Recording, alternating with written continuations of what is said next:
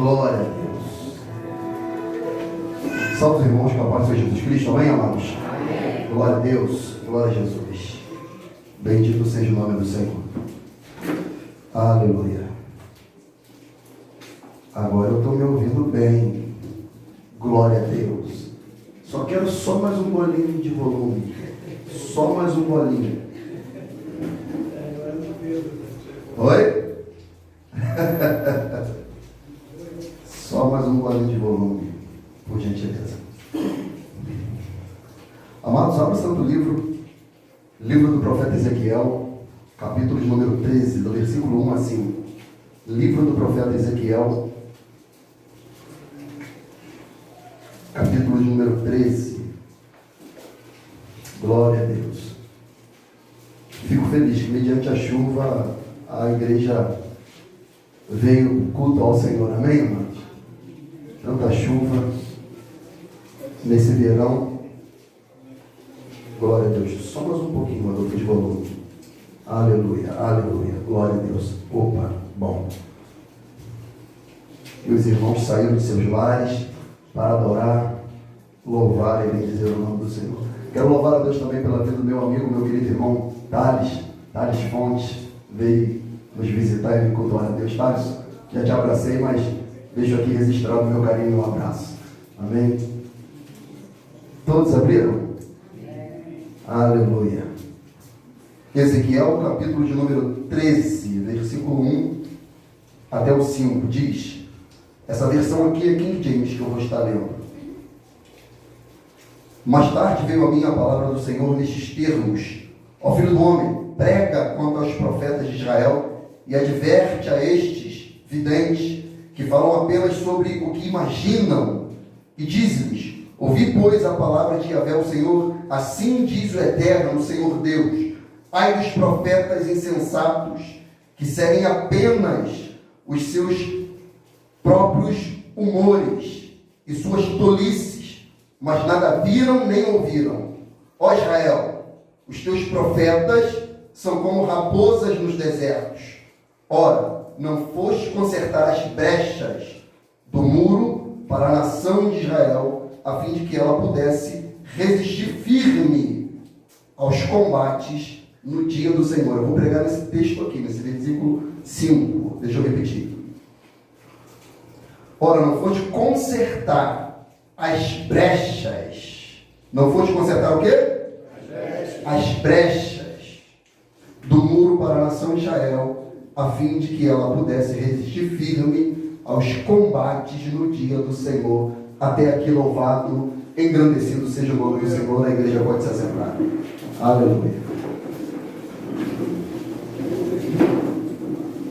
Está chovendo, mas está calor não, Rogério? Está abafado, está abafado. Está esquisito. Mas papai é bom. Aleluia. Eu vou pregar em qual texto? Versículo 1. Fala sobre o quê? Brechas. Brechas. Então, o profeta Ezequiel, inspirado pelo Espírito de Deus, cheio pelo Espírito de Deus, ele é movido, induzido a denunciar aos profetas, aos falsos profetas, que só falavam segundo suas próprias imaginações, sonhadores. Se eu não me engano, hoje a EBD foi sobre isso, mais ou menos. Quem assistiu a EBD? Você assistiu? Eu acho que foi sobre isso, né?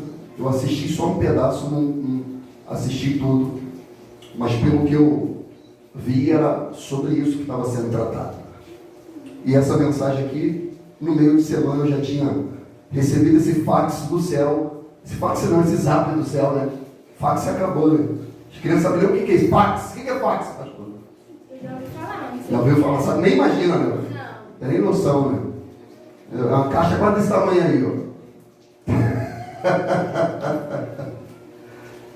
Então, o profeta Ezequiel, ele recebeu essa informação do Espírito de Deus para denunciar esses profetas, que falavam só segundo as suas emoções, seus sonhos, suas imaginações, seus humores, tolice, na versão King James.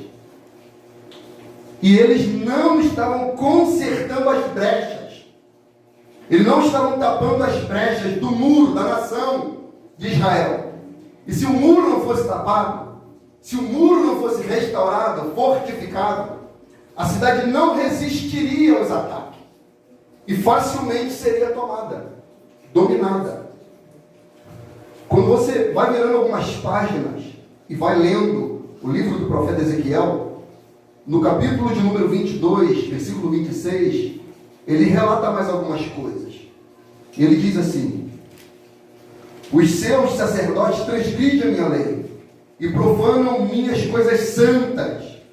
Entre o santo e o profano não fazem diferença, nem discernem o impuro do puro. De meus sábados esconde os seus olhos. Assim sou profanado no meio deles. Os seus profetas têm feito para eles reboco de cal não adubada, vendo vaidade e predizendo-lhes mentira e dizendo: assim diz o Senhor Jeová, sem que o Senhor tivesse falado. Ao povo da terra oprimem gravemente e andam roubando e fazem violência ao aflito e ao necessitado, e ao estrangeiro oprime sem razão.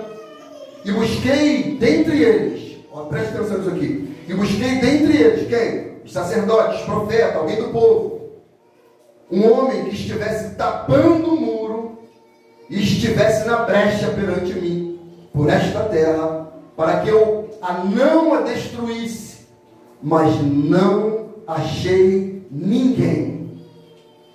Deus queria só um homem que ficasse na brecha, no meio do povo de Israel, só um profeta, só um santo, só um sacerdote idôneo. Ele olhou toda a nação e ele não viu ninguém. Alguém que fosse reparar, tapar as brechas, as fendas, os orifícios, as cavidades no muro, mas ele não achou ninguém.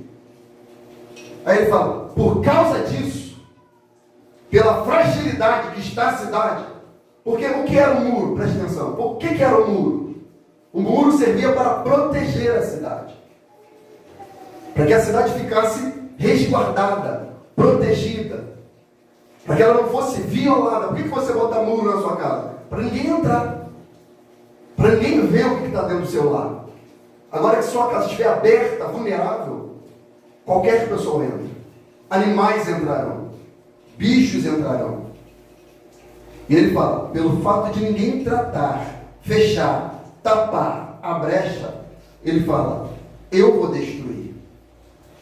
Por isso eu derramarei sobre eles a minha indignação com o fogo do meu furor e os consumi. Fiz o que o seu caminho recaísse sobre a sua cabeça, diz o Senhor Jeová. Então, Deus, ele está falando que a mínima brecha possível é o suficiente para uma destruição de uma cidade, de um povo, de uma nação, de uma família, de um homem. Uma única brecha. Semana passada eu preguei sobre Ano Novo, Vida Nova. Eu utilizei a passagem de Neemias para que a gente pudesse se organizar, planejar, projetar de maneira organizada a nossa vida, para que a gente possa ter uma vida abundante, forte espiritualmente. E nessa semana em especial eu dei bastante assistência, bastante mesmo, talvez como nunca. E eu percebi essas vulnerabilidades em muitas pessoas. Brechas, fendas. Pessoas, e não só brecha, mas pessoas escancarando a vida para o pecado. E com isso, destruição, ruína. Vida profissional destruída, vida amorosa destruída, casamento destruído, relacionamento familiar destruído, vida espiritual em ruína. Quase que brecha, mano. Brecha. O texto de Cantares de Salomão, Cantares capítulo 2, versículo 15 diz: apanhem as raposas, raposinhas, que fazem mal às vinhas, porque as nossas vinhas estão em flor.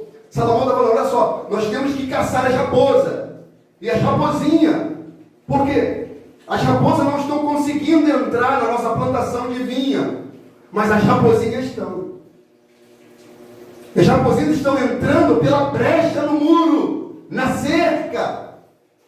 E pelo fato da raposa ser pequena, a gente não está vendo. E elas estão destruindo a plantação da vinha. Porque ela está no momento de florescer. Se vai florescer, se está florescendo, é porque após a flor vai frutificar. Mas quando come-se a flor, o fruto foi roubado. Então eu percebo que alguns irmãos estão deixando essas pequenas raposas entrar em suas vidas, entrar em casamentos, entrar na sua vida espiritual, entrar na sua estrutura profissional e destruir a sua vida. E faz-se necessário, amado, a gente tapar todas as brechas possíveis. Todas as brechas. Brecha é uma fenda, amado, é um buraco, é uma parte vulnerável de alguma estrutura. E se isso não for restaurado, a estrutura vai ficando fragmentada, fraca, até o ponto de ruir. Essa semana eu fui visitar uma irmã, que ela está com uma enfermidade absurda. E sabe como é que ela me relatou? Assim, a médica disse para ela, né? Que a doença começou, sabe por quê, amada? Porque ela passou o braço numa planta, e nessa planta estava um fungo. Meu amado Naldo, que alegria te ver, meu amado. Deus abençoe, meu querido, que alegria.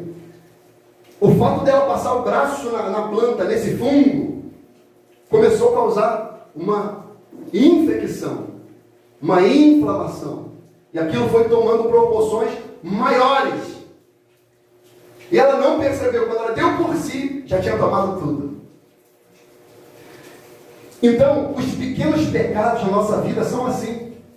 Eles vão entrando, tomando espaço, ganhando força, e vão tomando proporções, quando a gente menos imagina, eles já tomaram tudo. É tipo assim, eu não sei se você foi assim, mas eu tive uma infância assim. Quem já foi lá em casa, já viu que eu moro entre morros, em morro muito alto. E a maioria daqueles morros ali eu já subi tudo, para correr atrás de pipa, soltar pipa. E o que acontece? Quando você sobe no morro, você vai passando no meio das plantas, das árvores, e quando você se cansa, você senta lá, na relva, no gramado, na mata, e depois você desce, vai para casa, toma banho, a mãe grita, briga contigo, porque você jogou tarde, não comeu, não almoçou. Você vai tomar banho um dia, dois, no outro dia, você vai de novo para o morro, soltar pipa, pegar pipa no mato. Aí você sente uma coceirinha, uma besteirinha. Aí você começa lá. Você não olha. Você segue o dia. Um dia, dois, três. Aquela coceirinha está lá. Você, por que raio de coceira é essa que está aumentando? 4 dias, 5 dias. O que é isso? Aí quando você para olhar, o que está lá agarradinho? Um carrapato. E ele já está do tamanho de um caroço de feijão. Não é? Mas ele entrou pequenininho. Hein, Juliana? Você foi assim também, né? Mas o carrapato entrou pequenininho. E ele entrou sorrateiramente.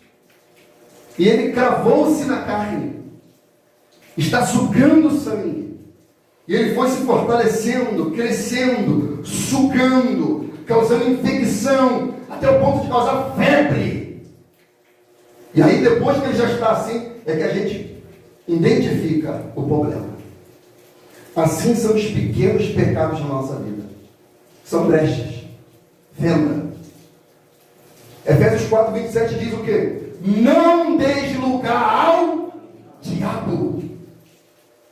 Não dê espaço para o diabo.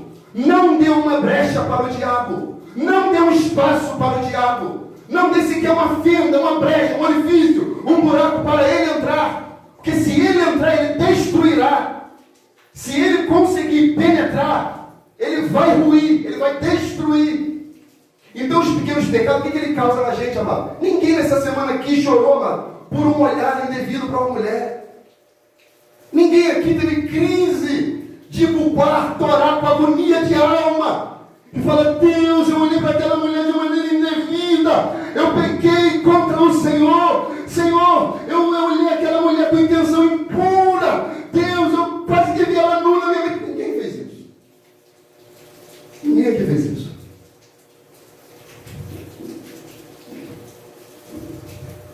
Ninguém aqui chorou por causa de um pensamento perverso, maligno, um dinheiro indevido. Ninguém aqui fez isso. Uma confissão, um choro de arrependimento por causa disso. Ninguém aqui chorou, meus irmãos, de arrependimento e confissão de pecado, porque não tem vivido uma vida robusta de oração. Ora quando quer, na hora que quer, de qualquer maneira, sem fundamento bíblico, não frequenta as reuniões de oração, não ora em casa, nem para comer ora. Brecha, venda, buraco, pequenos pecados. Pecado, amado, pecado.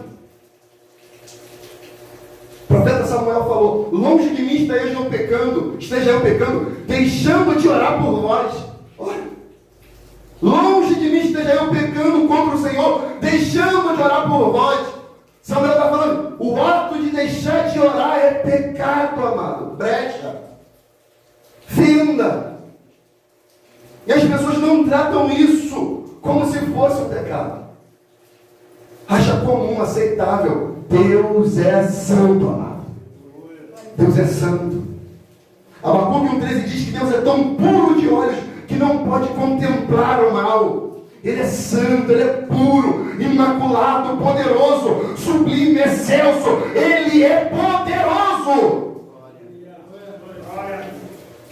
Pedro fala: como filhos obedientes, não vos conformando com as concupiscências que antes havia na nossa ignorância, mas como é santo aquele que vos chamou, sede vós também santo em toda a vossa maneira de viver, porque está escrito: sede santo, porque eu, Senhor, sou santo. Santo. A que ponto? Em toda a vossa maneira de viver. Todas as áreas da vida. Todas as áreas da vida. Santo em toda a vossa maneira de viver. Então, como que eu lido com isso? Como que eu trato com isso? A primeira coisa é entender que essa brecha é pecado. Entender que eu tenho que tratar com essa brecha com o devido respeito, com a devida seriedade. E tratar: Senhor, eu tenho vivido assim, não sabia. Eu não enxergava que isso era uma brecha, uma fenda na minha vida. Mas hoje eu reconheço, Senhor. Hoje teu Espírito me iluminou. Hoje eu compreendi que eu preciso tratar todas as brechas da minha vida, para que invasor nenhum entre na minha vida, na minha casa, no meu casamento, na minha história, nas minhas finanças, e destrua toda a minha vida espiritual. Senhor, hoje eu taparei todas as brechas da minha vida, Senhor. Provérbios 28:13 diz: o que encobre suas transgressões nunca prosperará, mas o que confessa e deixa alcança do Senhor a misericórdia. Ele está falando, as pessoas não prosperam, as pessoas não têm êxito, as pessoas não têm êxito na vida espiritual, profissional, econômica, financeira, porque encobre os pecados, por isso não prospera, por isso não avança, por isso não progride. E ele fala: mas o que confessa e deixa alcança a misericórdia, alcança o perdão, alcança o êxito. Aí ele fala: bem-aventurado o homem que continuamente teme, mas que endurece seu coração virá a cair do mal. Então, o que teme a Deus, ele olha a brecha e ele tapa, ele fecha. Porque sabe qual é o problema do pecado? É que em alguns casos o pecado não vai te dar resultado agora. Em alguns casos o pecado só vai te dar resultado quando você fechar seus olhos. Porque um dia o pecado encontra o pecador. Um dia o pecado, ele aperta a mão do pecador e falou: vem para cá, porque o salário do pecado é a morte, e você não tratou com o pecado da maneira de tratar, então tem direito sobre você, vem.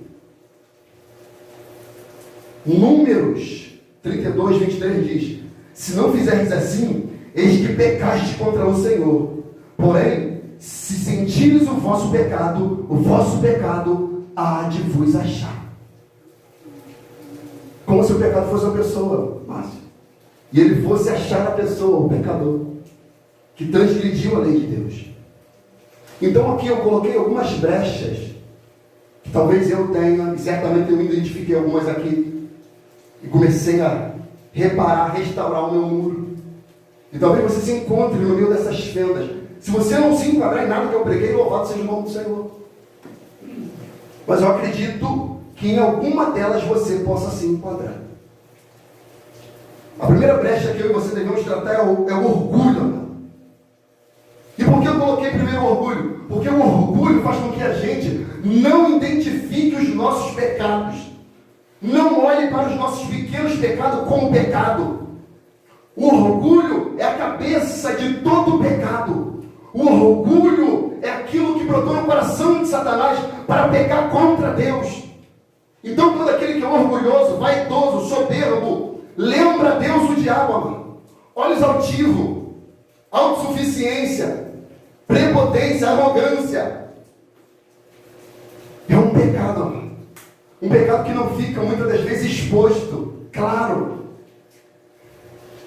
Quando você faz uma busca numa enciclopédia bíblica e você coloca lá orgulho, soberba,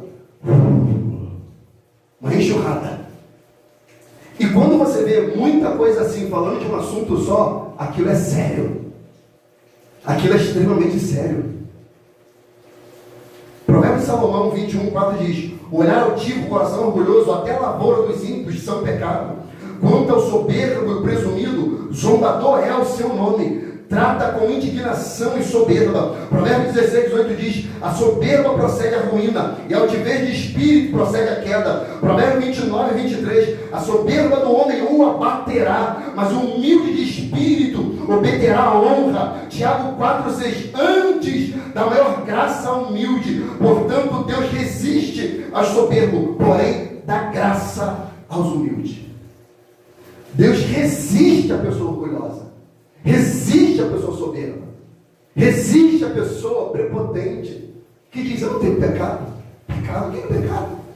Eu não peco, eu não preciso de Deus, eu não preciso de perdão de pecado, mas eu não sou tão mal assim, eu nunca matei ninguém, nunca cometi um assalto à mão armada, nunca furtei ninguém nas ruas do Rio de Janeiro, em Copacabana, nunca esfaqueei, nunca dei um soco em ninguém, eu não sou tão mal assim. Tem gente que fala assim: por que essa coisa ruim aconteceu com essa pessoa tão boa? Na verdade deveria ser o contrário. Por que coisas boas acontecem com pessoas ruins? Porque a Bíblia diz que não tem ninguém bom. Ninguém bom. Ninguém bom. E o orgulhoso, ele ouve isso e fala assim: não, eu não sou não. Que isso? Olha, eu sou um senhorzinho bom, uma senhorinha boa. Que isso? Eu faço bolo de fubá pro meu netinho, eu sou tão bom. Mentira. Deus resiste a essas pessoas. Salmo 19:12 diz: quem pode entender os seus próprios erros? Quem pode entender? Fazer uma equação. Aí o profeta fala: se eu não entendo, Senhor, expurga-me até os que me são ocultos. Ele está falando: Senhor, se eu não enxergo o pecado em mim, o Senhor tem um olho que sonda toda a terra e perscruta o meu coração. Senhor, então sonda-me até aqueles que me são ocultos, até aquele que eu não vejo, não entendo. Deus entra na minha alma, no meu coração e tira todo o meu pecado. Tira, Senhor. Expurga, espreme esse pus, tira esse carrapato, Deus.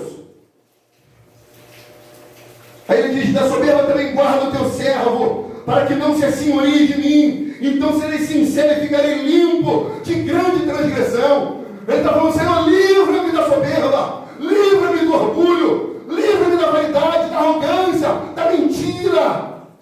Que o soberbo é mentiroso.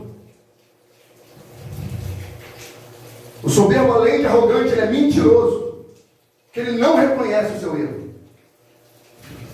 Eu sou tão certinho, é soberbo de se achar certo. Senhor, o que eu faço para a vida eterna?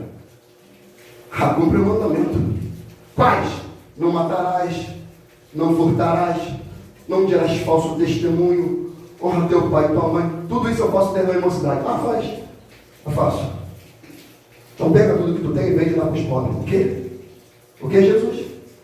Pega o que tu tem e vende lá para os pobres. Se entristeceu. Mas ele não reconheceu o seu pecado. Orgulhoso. Egoísta. Jesus estava querendo que ele vendesse tudo e ficasse pobre. Jesus queria que ele fosse alguém generoso.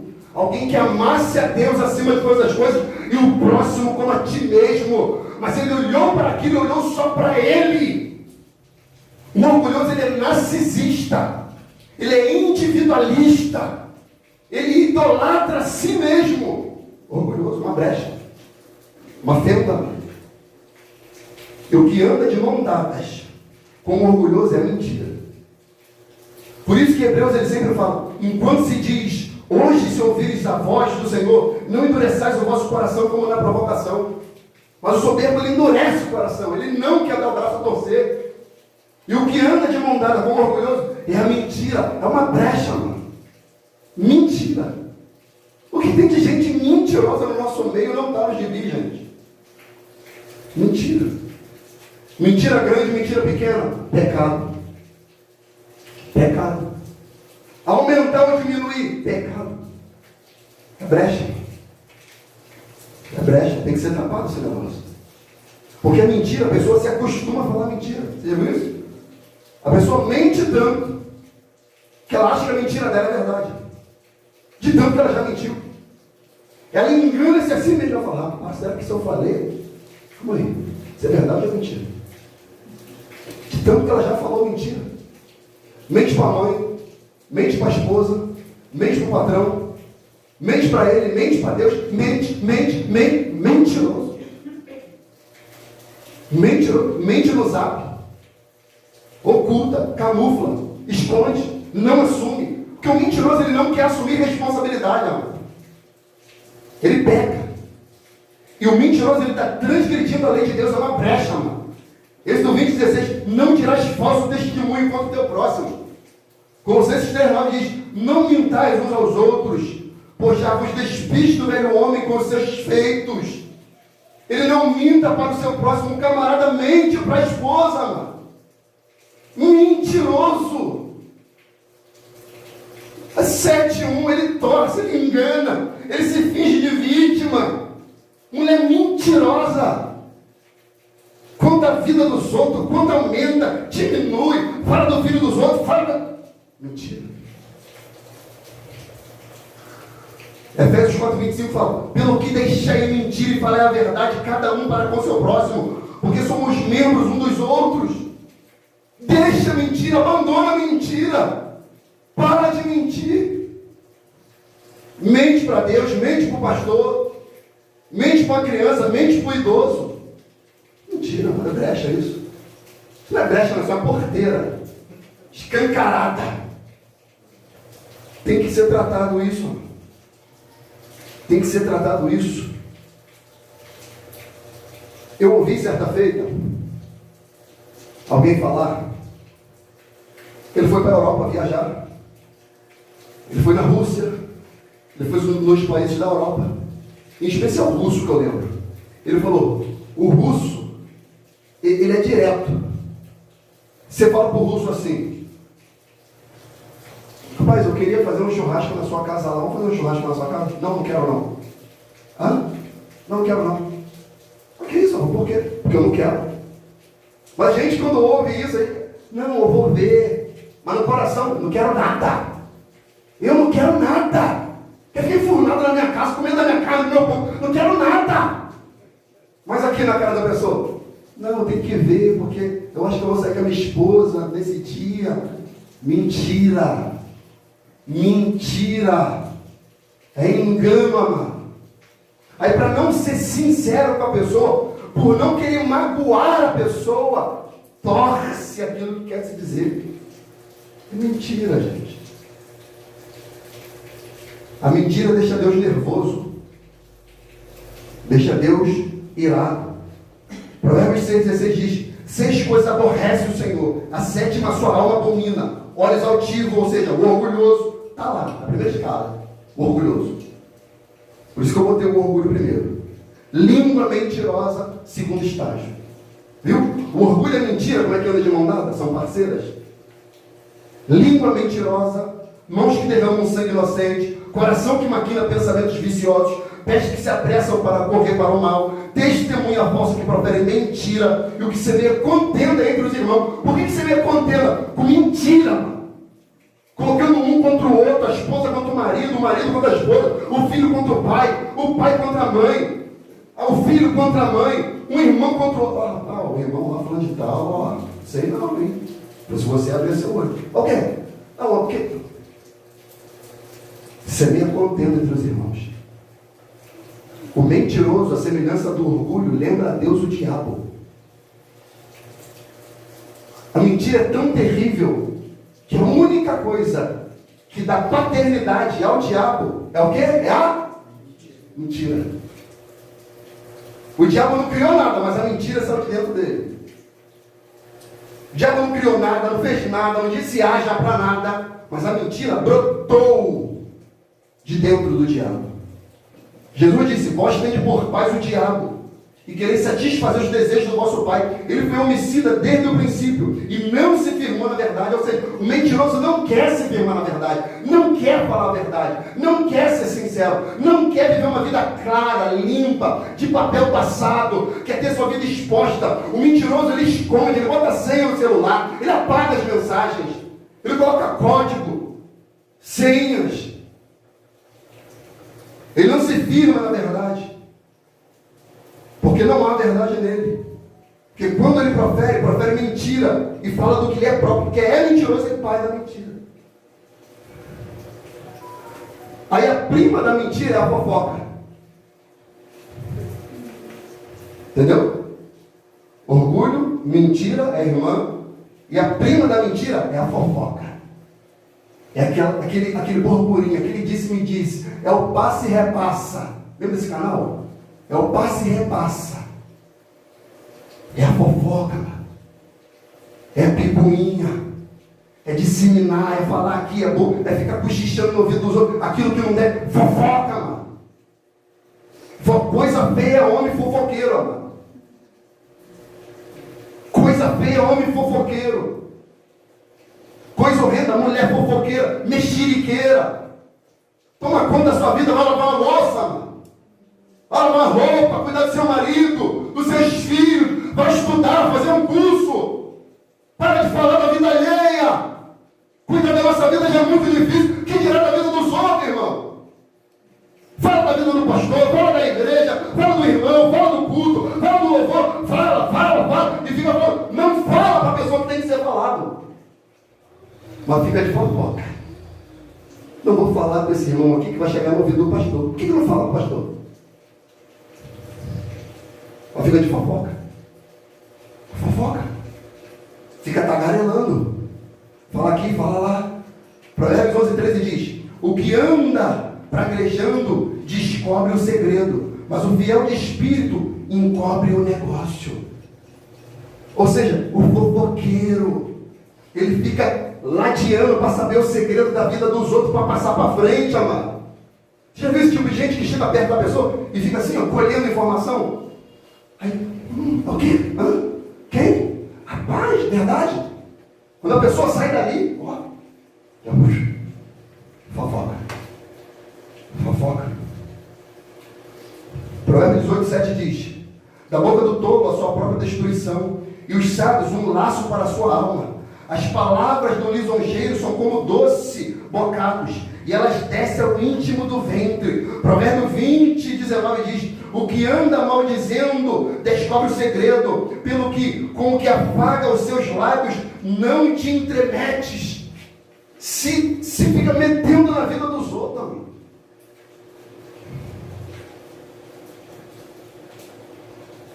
Eu aprendi com meu pastor Ele falou assim: uma das coisas para a gente evitar de ser participante da fofoca é cortar o mal pela raiz. Quando quer falar da vida de alguém, não para edificação, mas para destruição, fala assim: eu não quero saber não. Se for para falar mal, vai falar com a pessoa, eu não quero saber de nada. Porque depois que entra aqui, para travar aqui, amado, para travar, E qual a consequência da mentira e da fofoca? Qual o resultado de gente mentirosa? Onde que gente mentirosa e fofoqueira vai parar? Qual o resultado de gente assim? É o inferno. Gente fofoqueira e mentirosa, o lugar que cabe a essas pessoas quando o olho se fecha, é o inferno. Salmo 101:7 diz: o que usa de engano não ficará dentro da minha casa. Deus está falando: o que usa de mentira, de engano, de fofoca, de maledicência, não ficará dentro da minha casa. O que profere mentira não estará firme perante os meus olhos. Pela manhã destruirei todos os ímpios da terra, para que desegarre a cidade do Senhor e todos que praticam a iniquidade. Por que praticam a iniquidade? Porque sabe que a mentira é pecado, mas não para de mentir. Sabe que a fofoca é mentira, mas não para de fofocar. Iniquidade já não é mais pecado, é iniquidade, é pecado consciente. E o lugar do fofoqueiro, do mexeriqueiro, do mentiroso, Deus fala: eu vou destruir tal pessoa. Ah, pastor, mas isso aí é lei. Ah, a lei, vamos pegar a graça. Apocalipse 22:14. Bem-aventurado aqueles que lavam as vestiduras no sangue do Cordeiro, para que tenham direito à árvore da vida e possam entrar pela cidade pelas portas. Mas ficarão de fora os cães. Cães aqui é quem? Falsos pastores, pastores profanos, ladrões, mentirosos, adúlteros, ficarão de fora.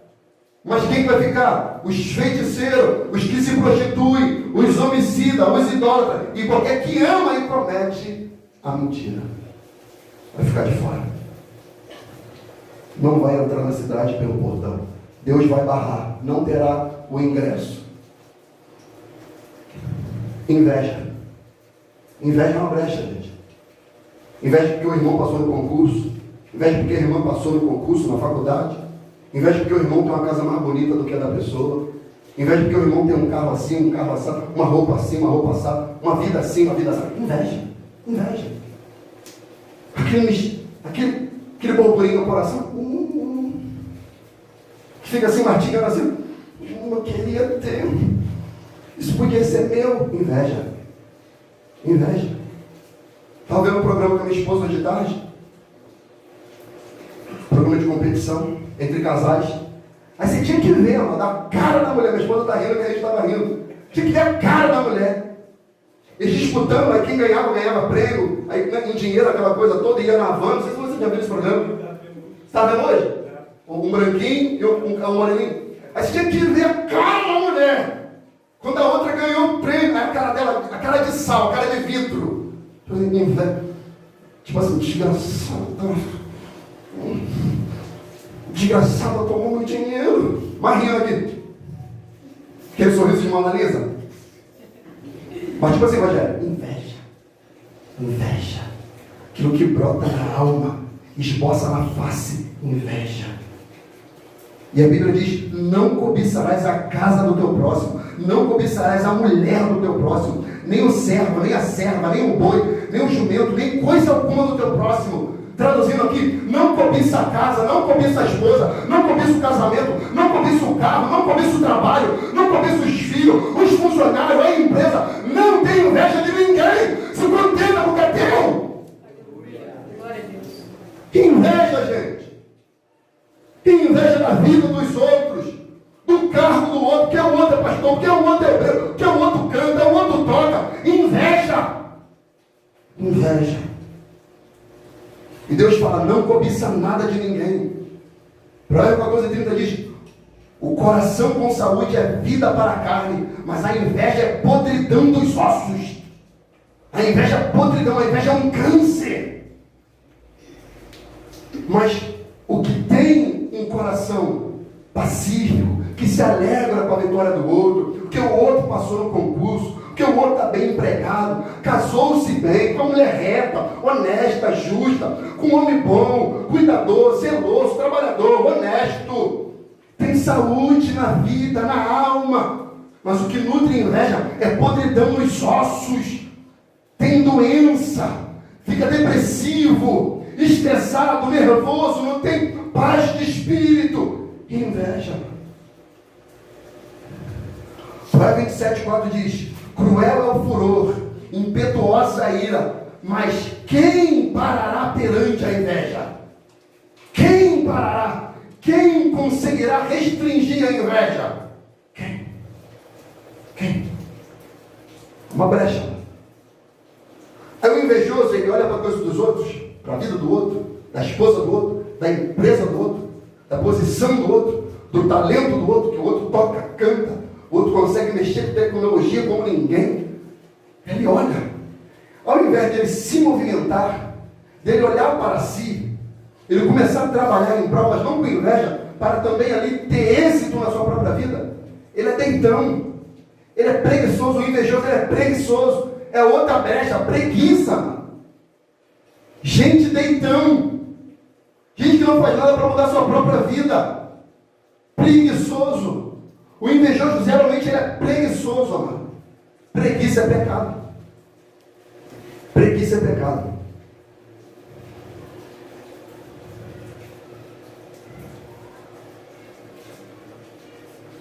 Se eu levantasse, pedisse para alguém levantar a mão aqui, quem tem inveja? Ninguém ia falar, opa, eu não, pastor, eu, opa.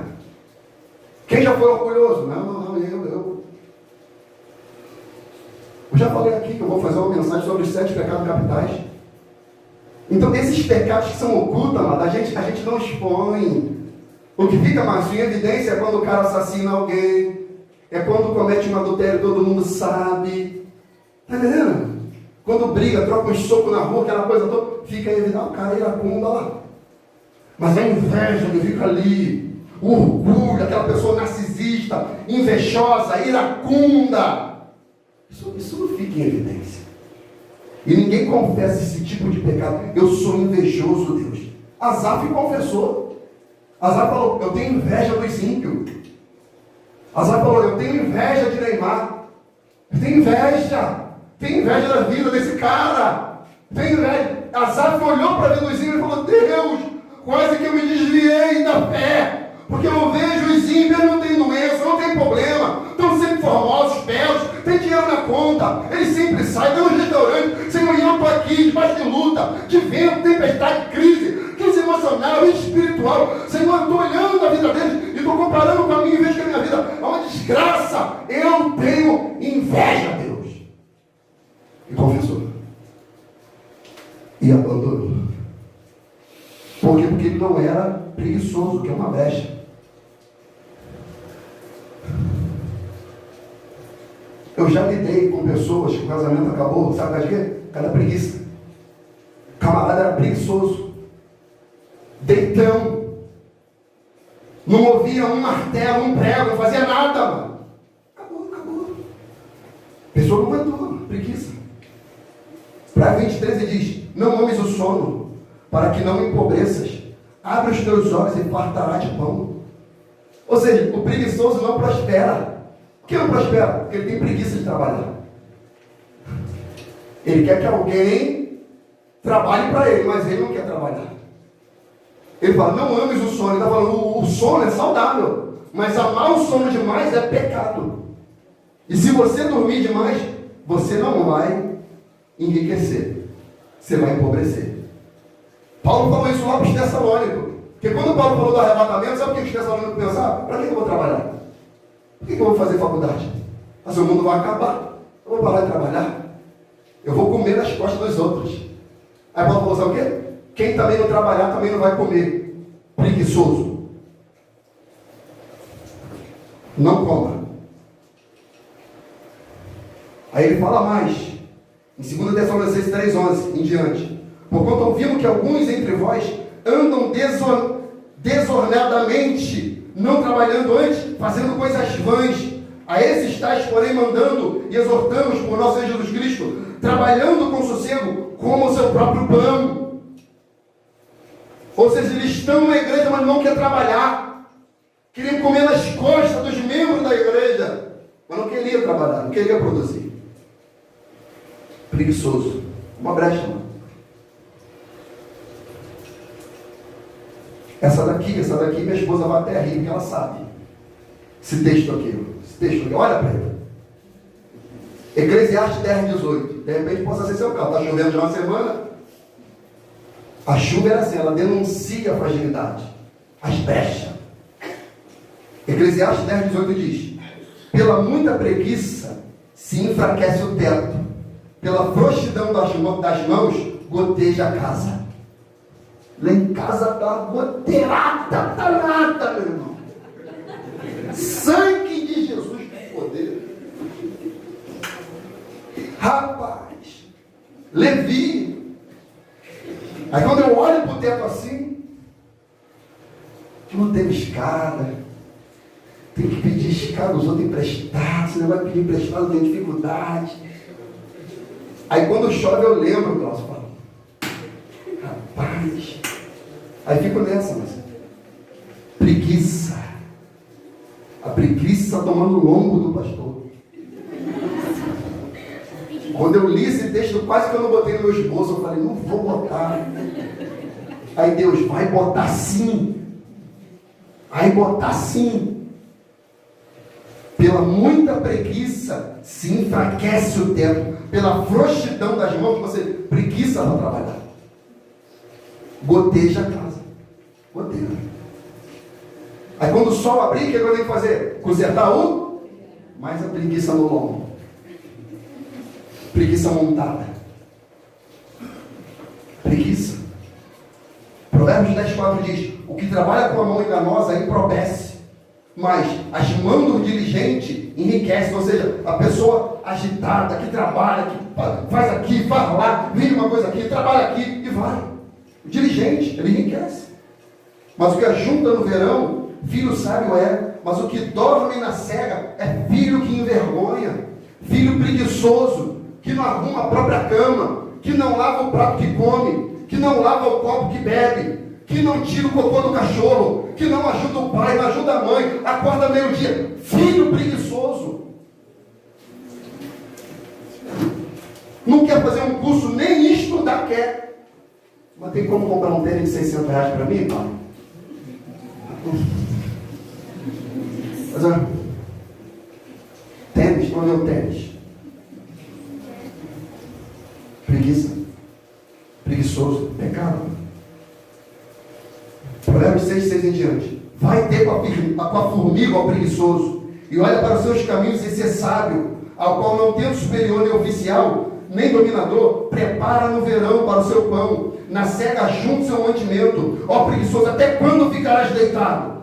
Quando te levantarás do teu sono? Um pouco de sono, um pouco tosquelejando, um pouco encruzando as mãos para estar deitado. Assim sobreviverá a tua pobreza como um ladrão, e na tua necessidade como um homem armado.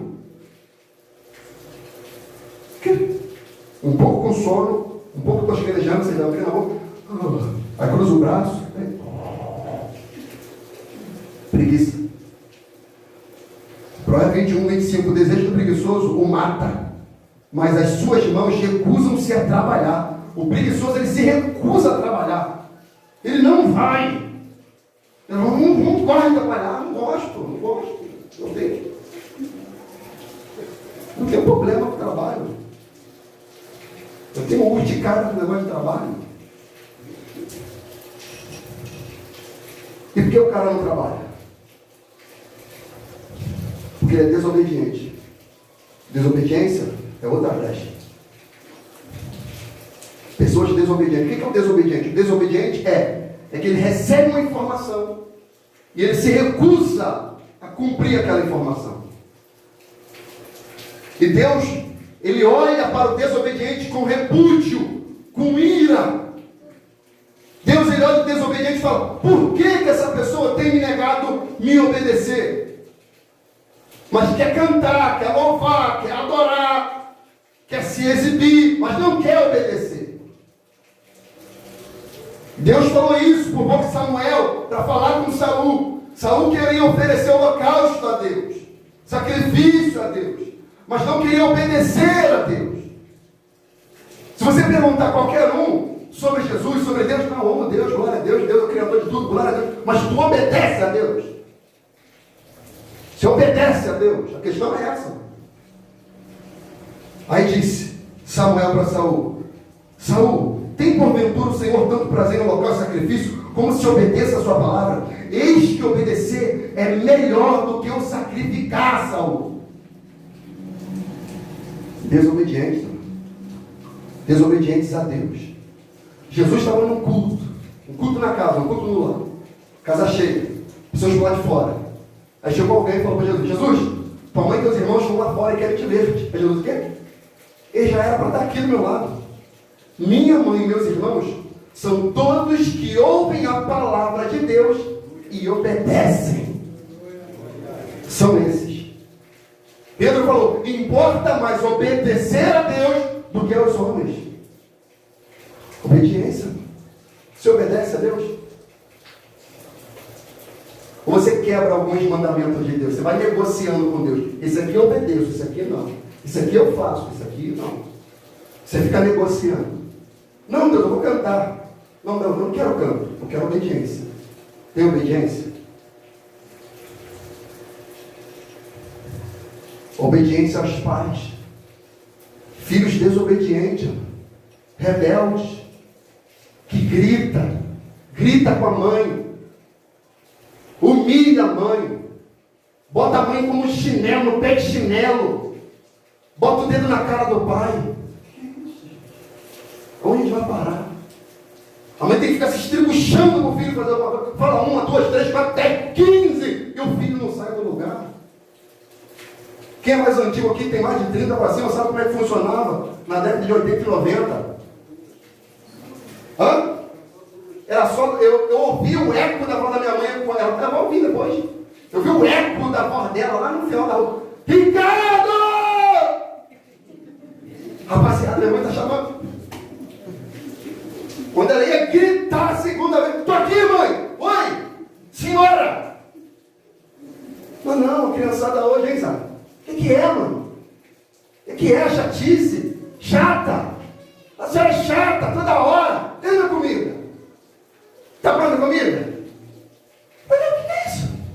Você está no hotel, no spa? Você faz parte da casa, meu amigo. Tem que ajudar no funcionamento da casa. Desobediente aos pais. Sabe por que a morte infanto-juvenil está acontecendo? Porque os filhos são desobedientes aos pais, rebeldes, malcriados, arrogantes, presunçosos. Pelo que meu pai me contava na infância, pelo que meu pai me conta até agora, a época ele escreveu no Leu Papo Meu. É desse jeito, mano. Escreveu no Leu Papo Meu. O anjo do concerto visita na hora. Na hora o anjo vem. E isso é tão sério no tocante à obediência aos pais. Sabe o que acontecia na época de Israel? A gente brinca, mano. Mas hoje, pega, vai conversar com um policial, com um delegado, pega a estatística de social, pega. Qual é o maior índice de morte, de idade? Geralmente 12, 13, 14, até 22, 25 anos. Não estão avançando em idade, mas por quê? Porque desobedece os pais, mente para o pai, mente para a mãe, diz que vai estudar, mas vai namorar, diz que vai estudar, mas vai roubar, diz que vai estudar, mas vai para a cachoeira fumar maconha. Mentiroso, desobediente. A morte abraça. Efésios 6:1 diz: vós filhos, sede obedientes vossos pais no Senhor, porque isso é justo. Honra teu pai e tua mãe, porque é o primeiro mandamento com promessa, para que te vá bem e vivas muito tempo sobre a terra. Ou seja, se o filho obedecer, ele vai ter longevidade de vida, ele será bem sucedido, ele prosperará. É o primeiro mandamento com promessa. Quando os filhos desobedeciam em Israel, sabe o que acontecia? Os pais pegavam pela mão, levavam até os sacerdotes, profetas, levavam para fora da cidade e morria apedrejado. Se isso aplicasse hoje, talvez filho não ficaria vivo. Porque a mãe fala, o pai fala e não obedece. Tinha que ser morto a pedrada. Obediência ao esposo, amado. Obediência a Deus. Obediência aos pais, no caso dos filhos. E a esposa, obediência ao marido, amado. Não adianta abraçar não, Cris. A Cris se deitando no Rogério. Obediência ao esposo, irmão. Mulheres cangaceiras. Mulheres braba. Mulheres se deixar trocar soco com o marido, grita. Não enche minha paciência não. Grita. Brava, trovejando, a vizinhança tudo escuro, aquela mulher brava, iracunda. Que é isso? Onde a gente vai parar, gente? Mulheres que humilham o esposo na frente dos outros. Quer medir força, ameaça. E a Bíblia fala o quê? Isso aqui que eu estou pregando, gente, é para quem tem o Espírito de Deus. E quem não tem, tem que se arrepender dos pecados, amado. Efésios 5, 22 diz: vós mulheres, sede sujeitas a vossos maridos como ao Senhor. Como ao Senhor. Como também Cristo é o cabeça da igreja, sendo Ele o próprio Salvador do corpo. Mulher que consulta o marido, pergunta ao marido. Não é que ela vai ser uma escrava, não é isso que eu estou pregando. Eu estou pregando uma obediência santa. De uma mulher madura, coerente, que respeita, que entende que o marido é sacerdote, profeta e provedor do lar. Mudou tudo, gente, está tudo mudado. Por isso que o casamento não dura mais. Cadê os casamentos de 50 anos, 60 anos, 40 anos? As pessoas casam hoje, separam amanhã. Já casa querendo separar. Estou casando, mas se der errado, tá tudo bem. Eu toco o barco e vou embora. Não tem compromisso. Da mesma forma, o marido também. Marido grosso, mentiroso, avarento, não dá um dinheiro para nada, cabra ruim, mano.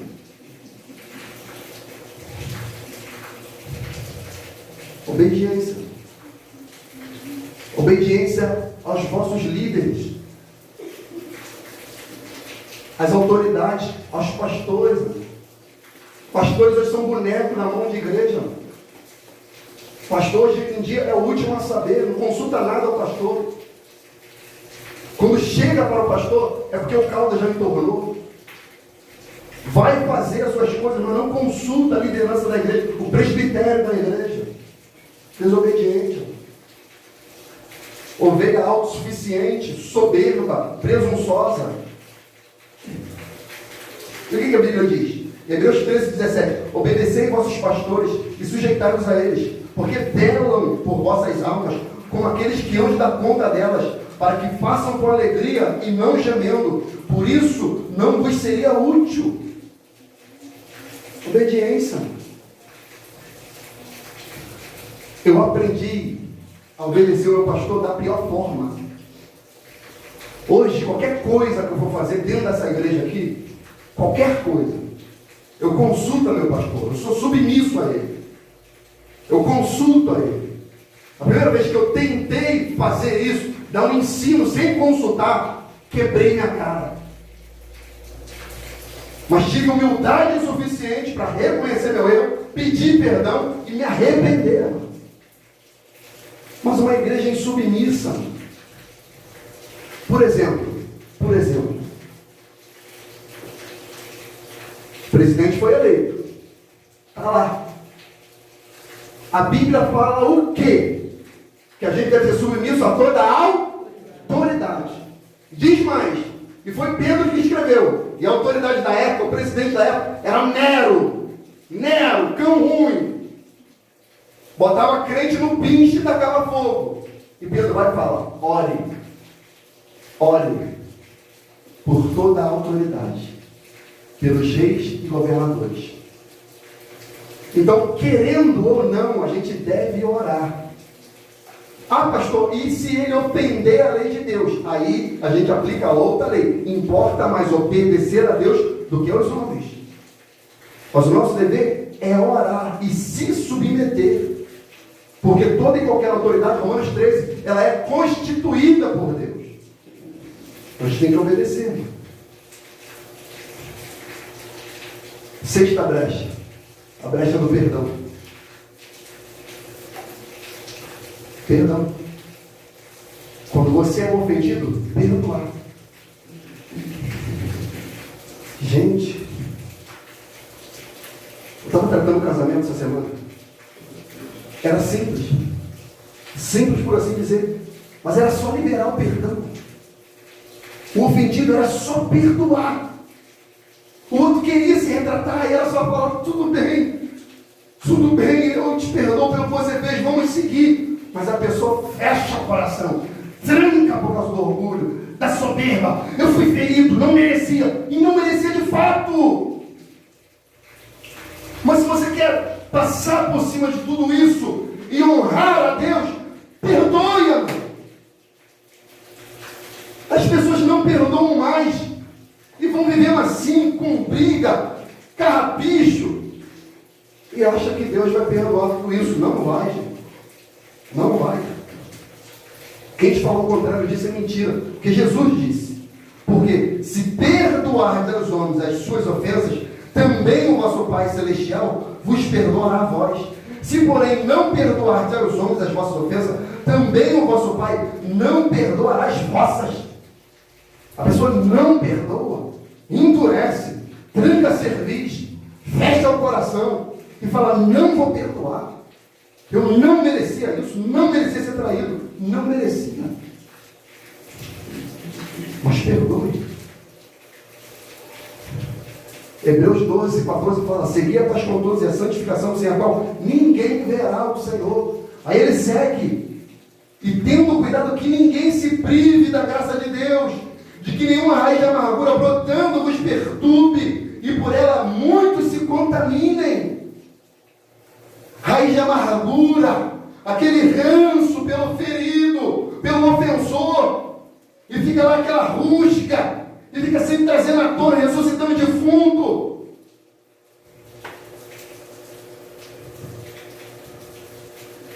Perdoar é necessário, gente. Se você foi ferido por alguém, perdoe esse alguém. Liberte essa pessoa de dentro de você. Porque quando você não perdoa essa pessoa fica viva dentro de você. Te magoaram há 10, 15 anos, te feriram, abusaram de você, te maltrataram, te agrediram, te deram um soco. Você fica aquilo dentro, alimentando, nutrindo. E você fica... Por exemplo, vou contar um exemplo aqui fútil. Tinha um garoto na minha época de moleque, de menino, soltar pipa, jogar bola. Baleba, Juninho Baleba é o nome dele. E eu tinha um ranço com esse garoto. Um ranço. Imagina um ranço. Tinha um ranço. Que um dia, né, eu subi um morro, pegar pipa, um raião vermelho, olha. Raião vermelho. Subi e peguei. Quando eu olho para trás, quem está atrás de mim? Juninho Baleba. O meu terror. Quando eu virei para trás, ele me dá a pipa. Eu falei, é minha, não é sua nada, eu quero. Eu falei, não, Juninho, que isso, cara? Ele me dá. Eu falei, o que é isso, cara? Me dá isso aqui. Quando me dá, ele tomou e já me deu um mocão. Tom! Se falar, eu te arrebento na rua. Rapaz. Só que o pretinho foi crescendo, né, Rodolfo? O pretinho foi comendo um feijão aqui, um umbu aqui, uma bertalha aqui, né? Um bofe aqui. E ó, uma capoeira, fui aprendendo. Chegou a hora que eu estava com a estrutura, eu falei, dá para me proteger agora. E um dia eu peguei esse Juninho Baleba, ele, irmão dele, e deu o troco. Mas sabe aquela coisa que ficava ainda? Aí depois o tempo passou. Comecei a cortar cabelo, ele se mudou daqui, foi para Itaperuna, ele voltou. Aí ele começaram a falar de mim, pô, Ricardo, corta cabelo assim, essa coragem. Pô, Ricardo, que Ricardo? O cara que morava lá no fundão, não sei o que, eu falei, caramba, beleza, vou lá cortar. Aí ele foi lá cortar. Aí ele foi lá cortar, e conversa daqui, conversa de lá, ele foi e falou, pô, tu lembra daquele dia? Eu falei, poxa, cara, vai falar isso comigo com a navalha na mão? Ele, não, cara, que isso? Eu falei, ô, Rafa. Ele, caramba, a gente brigou, cara, nada a ver, cara. Eu falei, pô, cara, tranquilo, cara, vamos esquecer esse negócio. Liberei ele dentro de mim. Então, quando a gente não perdoa, gente, o ofensor fica dentro da gente vivo. A gente dorme com ele, acorda com ele. A gente come com aquele que nos feriu, que nos magoou, que nos agrediram, que nos traíram. Então, perdoe, amado. Por falta de perdão, pessoas estão adoecendo. Estão pegando enfermidade, câncer, por falta de perdão. E o ofensor também deve, amado, pedir perdão ao ofendido. O marido que humilha a mulher, que grita, que humilha, que bate, que agride, tem que pedir perdão, amado. E o pior, Jesus, quando ele fala do ofendido, do ofensor, ele pega um exemplo de culto. De culto. Ele fala, olha só, portanto, se trouxeres a tua oferta no altar e ali te lembrares que o teu irmão tem alguma coisa contra ti, deixa ali diante do altar a tua oferta e vai e se reconcilia-te com ele primeiro. E depois vem e apresenta a tua oferta. Concilie-te depressa com o teu adversário, enquanto estás no caminho, para que ele, para não te acontecer que teu adversário te entregue ao juiz, o juiz te entrega ao oficial e te entregue na prisão. Então Jesus está falando, olha só, se tu lembrar que você ou alguém tem alguma coisa contra ti, deixa a tua oferta ali e vai lá tratar esse problema. Porque isso pode te condenar. Não adianta, mano, ofertar, dar dízimo, dar oferta e não tratar do perdão com a sua esposa, com o seu filho. Você vai gastar dinheiro, vai perder dinheiro. Deus não aceita isso. Eu vou correr para me acabar. Brecha da gula. Crente comilão. Come além da medida. Hein, Teté? Teté que manda direto. Só sai daqui quando acabar. Pecado, varão. Pecado. Comer com moderação, gente. Comer até o nível do apetite. Provérbios 23, 20 fala sobre a gula. Provérbios 28, 7 fala sobre a gula. 1 Coríntios 10, 7 fala que a gula é pecado de idolatria. Cobiça, murmuração, reclamação. Pecado é brecha. Reclama de tudo e de todos. Murmuração. O murmurador, o problema do murmurador é que ele contamina o ambiente. Ele contamina as pessoas. Tá sol danado, meu irmão. Tá doido. O sol hoje está de boné para trás, dando moca. E reclama de tudo, do governo, de tudo e de todos. Mas não faz nada para mudar a realidade. Murmurador. O murmurador é brecha. Você vive reclamando? Ou você vive em gratidão a Deus por aquilo que você tem e por aquilo que você é? E eu termino com esse último aqui. Que hoje tem sido um mal na sociedade. A brecha da avareza. Money, laham, bufunfa, ien, dólar, euro, real. Brecha da avareza. Como é que você lidar com o dinheiro? Hein? Você domina o dinheiro te domina. Você é senhor sobre o dinheiro é senhor sobre você. Jesus ele falou para a gente tomar cuidado com isso. Jesus ele disse, acautelai-vos e guardai-vos da avareza, porque a vida de qualquer não se consiste na abundância do que possui. E propôs uma parábola dizendo, a herdade de um homem rico tinha produzido com abundância, e arrazoava ele entre si, dizendo, que farei? Não tendo onde recolher os meus frutos, disse, farei isto, derrubarei meus celeiros, e edificarei outros maiores, e ali recolherei todas as minhas novidades dos meus bens, e direi à minha alma, tem depósitos muitos bens, para muitos anos, descansa, come, bebe, folga. Ou seja, a abundância do recurso dele era só para satisfação própria. Ele não era generoso. Ele era avarento, ganancioso, presunçoso. E ele fala: eu vou quebrar meus celeiros, vou abrir novas empresas, e vou falar para minha alma: descansa, come, bebe e folga. E uma voz do céu brada para aquele homem: louco! Louco, você é louco, insano, débil! Esta noite pedirão para algo que tem preparado, e para quem será? Assim será para si aquele que ajunta tesouros e que é rico, não para com Deus. Louco. Pessoas que juntam riquezas, mas causa divisão na família. Quando morre, fica confusão, briga entre filhos, confusão, morte. Porque essa pessoa não teve sabedoria para lidar com os recursos. Acaba se divorciando por causa do amor ao dinheiro. Que não sabe lidar com o recurso. O problema, gente, não é ter o dinheiro. O problema é o dinheiro nos ter. Aí tem crente que vai para o extremo. Não, o dinheiro é maligno. Onde que está isso, gente? O dinheiro é maligno se ele se tornar um Deus na tua vida. O dinheiro, se a gente saber utilizar, ele é bênção, amor. Abençoa outras vidas, abençoa a esposa, abençoa os filhos, abençoa nossos pais, abençoa familiares, conhecidos. Como? Com recursos, sabendo lidar com ele. Mas gente que são avarentas, amor.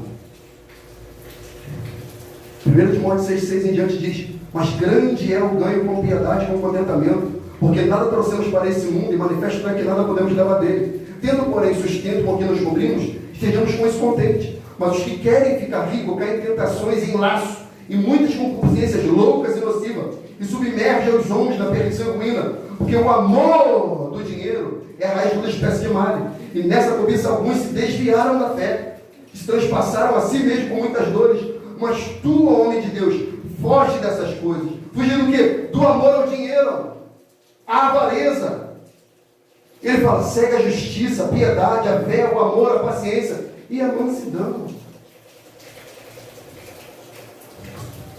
A avareza, ela mexe com a nossa carne. Colossenses 3,5 fala: mortificai, pois, os vossos membros que estão sobre a terra: a prostituição, a impureza, o apetite desordenado, ou seja, a gula, a vil concupiscência e a avareza, que é idolatria. Aí Paulo vai mais além: sobre as quais coisas vem a ira de Deus sobre os filhos da desobediência. Por quê? É avarento.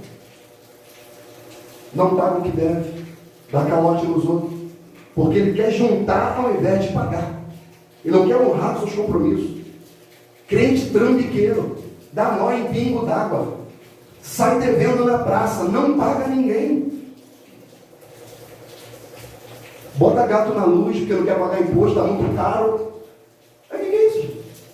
Então mora na selva. Não quer pagar a luz? Mora no mapa. Você não vai pagar nada. A gente tem que pagar nossos impostos. Mano. Tem que lutar para honrar o nosso nome. O problema não é dever. O problema é dever e não querer pagar.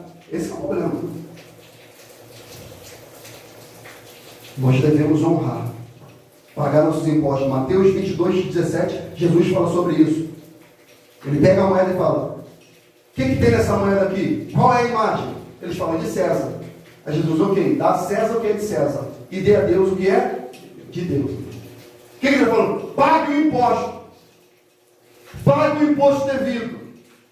Se é isso que eles estão exigindo, faça. Quando Jesus fala assim, ó: se chamarem para andar uma milha, ande duas. Sabe o que era? Se um oficial romano chegasse para um judeu e falasse: vamos caminhar 1 quilômetro comigo. Aí Jesus falava assim: para mostrar que você é obediente, vá ao dobro. Vá ao dobro. Vá além. Seja honesto. Então pague teus impostos. Seja honesto, justo com o dinheiro. Eu termino aqui, minha tangedora, por favor.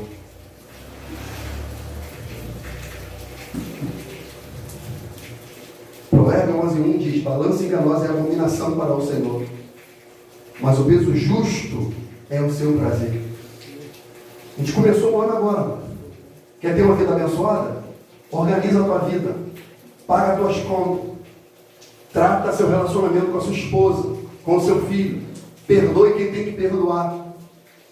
Se você ofendeu, vá até a pessoa que você ofendeu.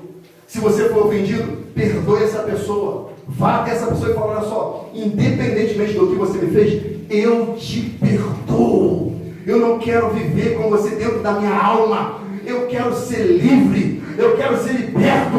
Eu quero ser perdoado por Deus. Eu quero ter paz no meu coração. Eu te libero daquilo que você me fez. Eu te libero.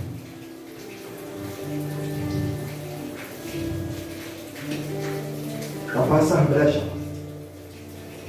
Por exemplo, o filho desobediente.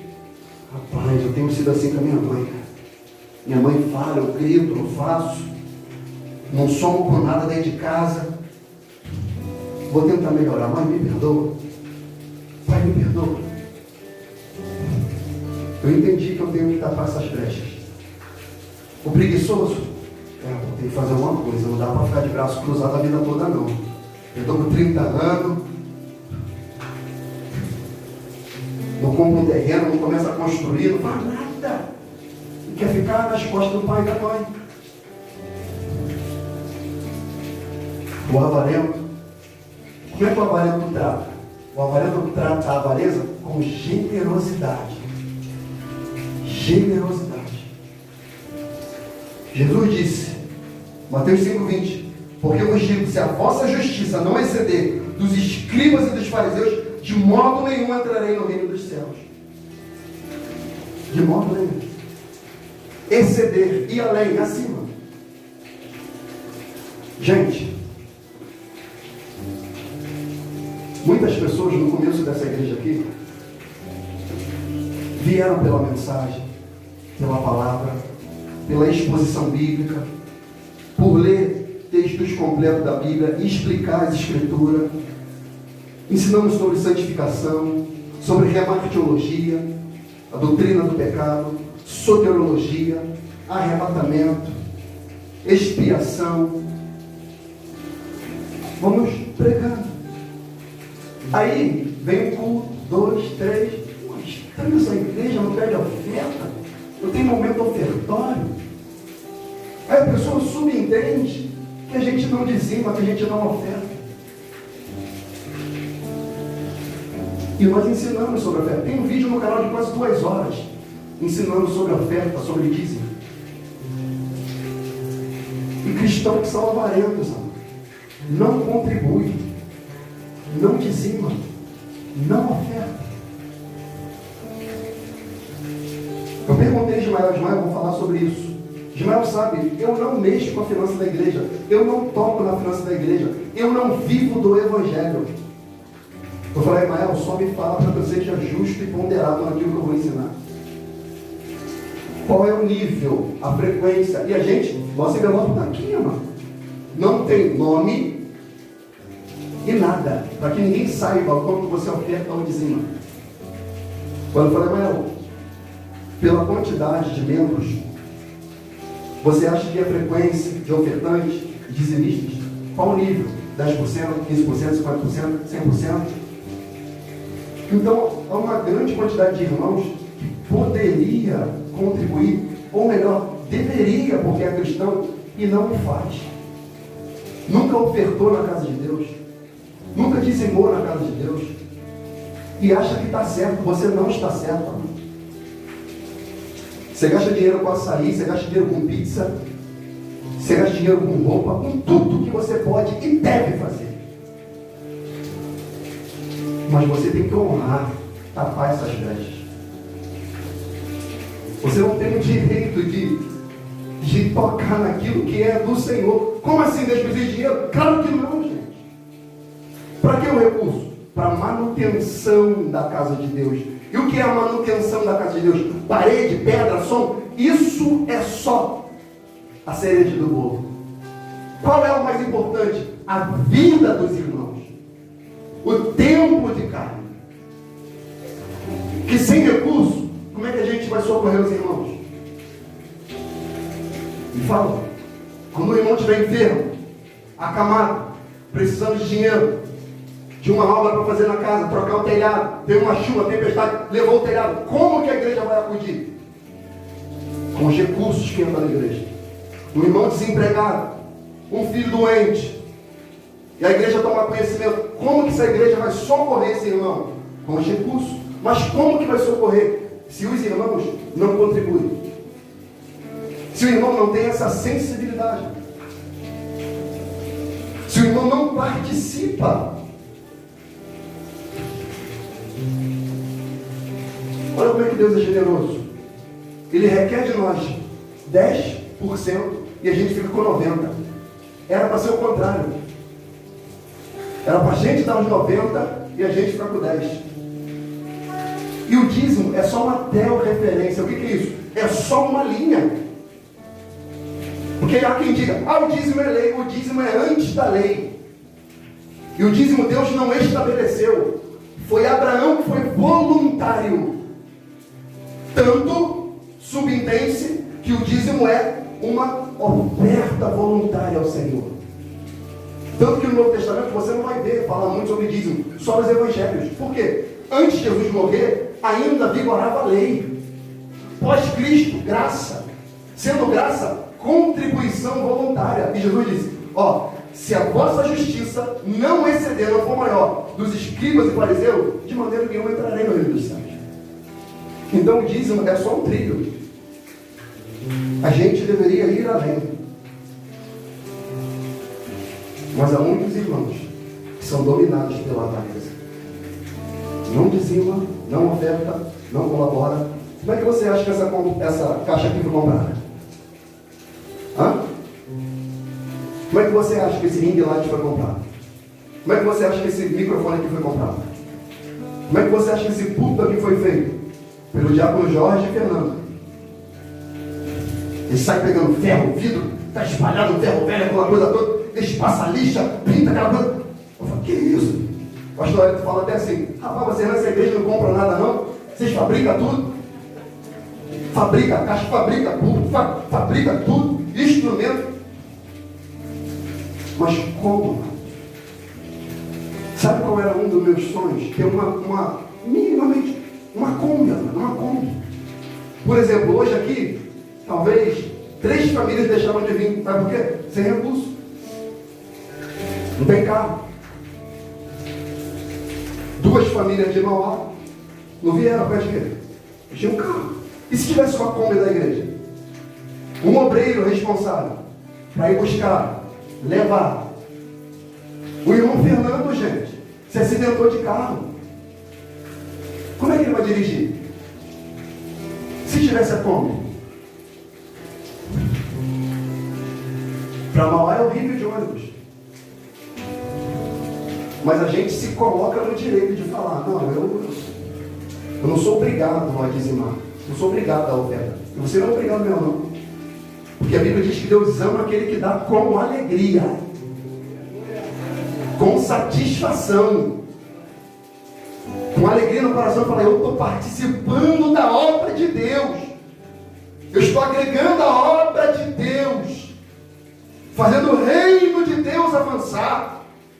Para Deus tem que ser sempre, meus irmãos. Sabe por que a gente ficou assim? Por causa da teologia da prosperidade, mano. A gente ficou nervoso, com raiva dos falsos profetas. E a gente cerrou o coração para Deus. Mas isso também é brecha. Isso também é pecado. 2 Coríntios capítulo 8, eu não vou ler, não me dá mais tempo. 2 Coríntios capítulo 8, versículo 1 até o versículo 21. 2 Coríntios capítulo 9, versículo 1 até o versículo 13. Lucas 21, versículo 1 até o versículo 4. 1 João 3, 17 e 18. 1 Coríntios 16, 1 a 2. Efésios 4, 22 fala sobre a gente mudar a nossa mente. Como é que eu faço isso? Mudando a minha mente. Mudando a minha mente de como eu estou vivendo.